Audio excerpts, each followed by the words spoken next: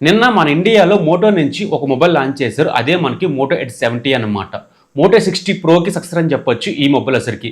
అయినా సరే మనకి ఆ ప్రైస్ సెగ్మెంట్లో చాలా మొబైల్స్ మనకి కాంపిటీషన్ ఉన్నాయి అన్నమాట ఈ మొబైల్కి. అందులో మేజర్గా చెప్పాలంటే వన్ ప్లస్ నాట్ 5 ఉంది, ఐక్యూన్యూ 10R ఉంది, వీల్ బ్రాండ్ నుంచి మనకి మోటో 60 ప్రో ఉందన్నమాట. వీళ్ళన్నిటి స్కిప్ చేసి ఈ మొబైల్ తీసుకోవచ్చా లేదా, ఇందులో ప్రాస్ ఏంటి, కాన్స్ ఏంటి, మీరు ఈ మొబైల్ ఎవరు కొనాలి ఏంటి, దాని గురించి క్లారిటీగా మీతో మాట్లాడతాం. స్కిప్ చేయకుండా మీరు ఎండ్ వరకు చూడండి. నా పేరు రమణ, మీరు చూస్తున్న రమణ టెక్ లైఫ్. టాపిక్కి వస్తే గనక బ్రాండ్ గురించి మాట్లాడితే మోటో, సిరీస్ గురించి మాట్లాడితే గనక మోటో 70 అనే మొబైల్. ఈ మొబైల్ నిన్న రీసెంట్గా మన ఇండియాలో లాంచ్ చేశారు. దీని ప్రైస్ మనకి అప్రాక్స్ మనకి సింగిల్ వేరియంట్తో వస్తుంది.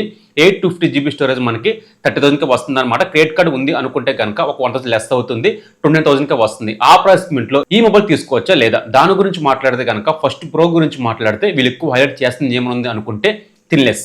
సో ఆ ప్రైస్ లో మాత్రం ఈ మొబైల్ కిల్లర్ మొబైల్ అవుతుంది అనమాట. మీకు హ్యాండ్లీ ఫ్రెండ్లీ మొబైల్ కావాలనుకుంటే కనుక ఈ ప్రైస్ లో ఈ ఒక్క బ్రాండ్ నుంచే ఉంది. అది వచ్చేసరికి చాలా విషయాల్లో మనకి హ్యాండ్లీ ఫ్రెండ్లీ మొబైల్ కావాలనుకుంటే కనుక 60+ కానీ 70+ కానీ తీసుకెళ్ళిపోవాలి. సామ్సంగ్ నుంచి కానీ ఐఫోన్ నుంచి కానీ. వేరే బ్రాండ్ నుంచి మనకి ఇంత స్లిమ్మెస్ట్ ఫోన్ మనకి ఎక్కడా లేదు బడ్జెట్లోకి వచ్చేసరికి. అందుకే చెప్తున్నాను, మీకు హ్యాండ్లీ ఫ్రెండ్లీ కావాలనుకుంటే కనుక ఈ మొబైల్ అస్సలు మిస్ అవ్వద్దు. నెక్స్ట్ బాగా నచ్చింది ఏమనుంది అనుకుంటే, వీళ్ళు స్లిమ్గా తీసుకొచ్చారు కదా, బట్ మనకి బిల్డ్ క్వాలిటీ కాంప్రమైజ్ అవుతారని చెప్పి నేనైతే అనుకున్నాను కానీ బట్ ఎక్కడ కాంప్రమైజ్ అవ్వలేదు. చుట్టూ బాడీ మనకి అల్యూమినియం బాడీతో వస్తుంది. ఫ్రంట్ వచ్చేసరికి Gorilla 7i ప్రొడక్షన్ ఉందన్నమాట. సో బ్యాక్స్ లెదర్ ఫినిష్తో వస్తుంది ఈ మొబైల్ వచ్చేసరికి. డిజైన్ క్వాలిటీతో పాటు బిల్డ్ క్వాలిటీ కూడా చాలా బాగుంది ఈ మొబైల్లో వచ్చేసరికి. చెప్తున్నానుగా, హ్యాండ్లీ ఫ్రెండ్లీ మొబైల్ కావాలనుకున్నా, ఇన్ హ్యాండ్ ఫీల్ మొబైల్ కావాలనుకుంటే కనుక ఈ మొబైల్ని అసలు మిస్ అవ్వద్దు. ఈ ప్రైస్ సెగ్మెంట్లో ఈ మొబైల్కి టాప్ రేటింగ్ ఇవ్వచ్చు అనమాట. హ్యాండ్లీ ఫ్రెండ్లీ మొబైల్ కావాలనుకునే వాళ్ళకి అయితే కనుక. లేడీస్ అయితే మాత్రం చాలా మంది ఫిదా అవుతారు ఈ మొబైల్ అయితే మాత్రం, ఎందుకంటే చాలా లైట్ వెయిట్గా ఉంటుంది వాళ్ళకి వచ్చేసరికి. ఇంకా నెక్స్ట్ ప్రో గురించి మాట్లాడితే నాకు బాగా నచ్చింది ఏమనుంది అనుకుంటే డిస్ప్లే క్వాలిటీ.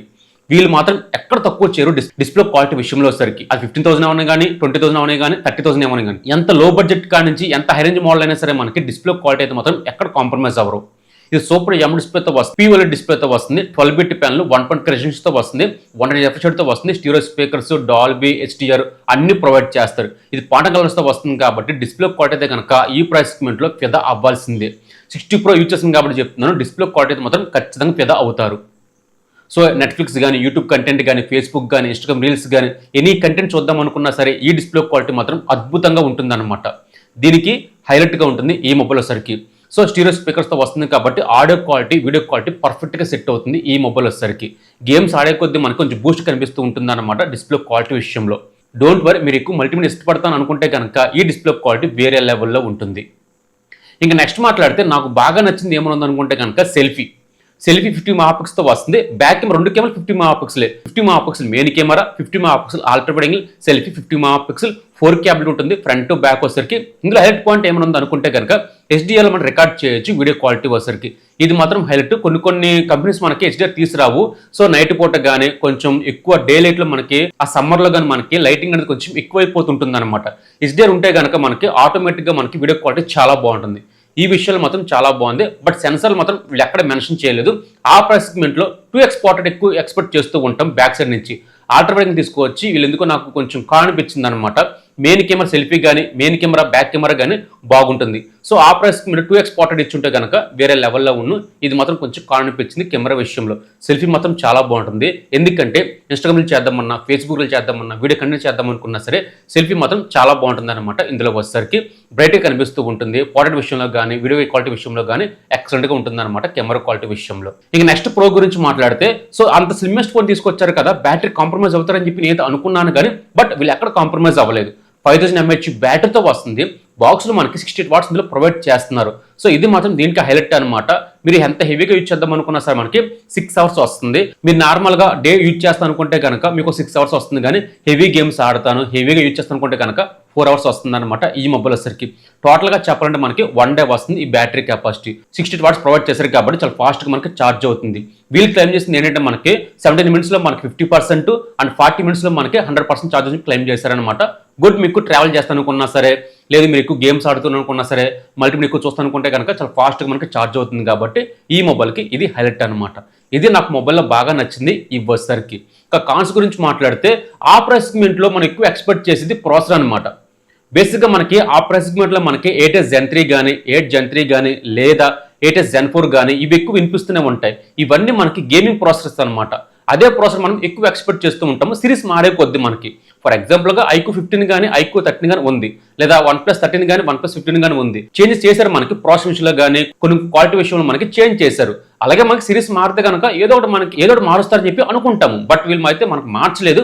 సేమ్ ప్రాసెసర్ మనం తీసుకొచ్చారనమాట. ఇదే ప్రాసెసర్ మనం 25,000 చూస్తూనే ఉంటాము. ఫ్యూచర్లో మనకి 22 వచ్చినా సరే ఆశ్చర్యపోవక్కర్లేదు. అదే మనకి స్నాప్డ్రాగన్ 7 Gen 4 ప్రాసెసర్ మంచి ప్రాసెసర్. ఇది పెద్దగా తీసేసే ప్రాసెసర్ ఏం కాదు కానీ మంచి ప్రాసెసర్. మీకు గేమ్స్ ఆడుకోవచ్చు, డే టు చేయొచ్చు, డైలీ టాస్క్ చేయొచ్చు. ఎక్కడ మీకు ల్యాగ్స్ ఫ్రేమ్ డ్రాప్స్ ఏమి ఉండవు అనమాట.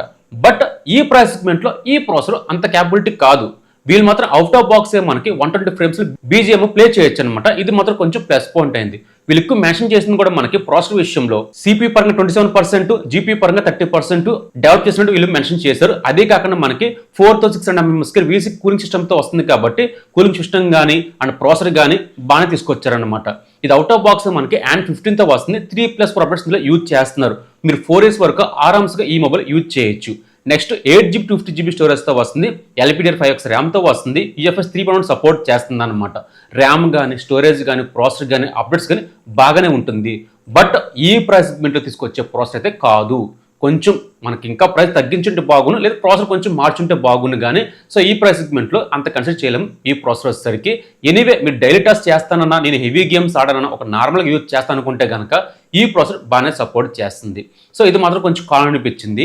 నెక్స్ట్ మాట్లాడితే బ్యాక్ సైడ్ మనకి మెయిన్ కెమెరా బాగుంది కానీ సెకండ్ కెమెరా మనకి 50 MP తీసుకొచ్చారు కానీ దాని బదులు మనకి 2xలో కానీ 3xలో కానీ పోర్ట్రేట్లో ఇమేజ్ తీస్తే కానీ చాలా బాగుంది.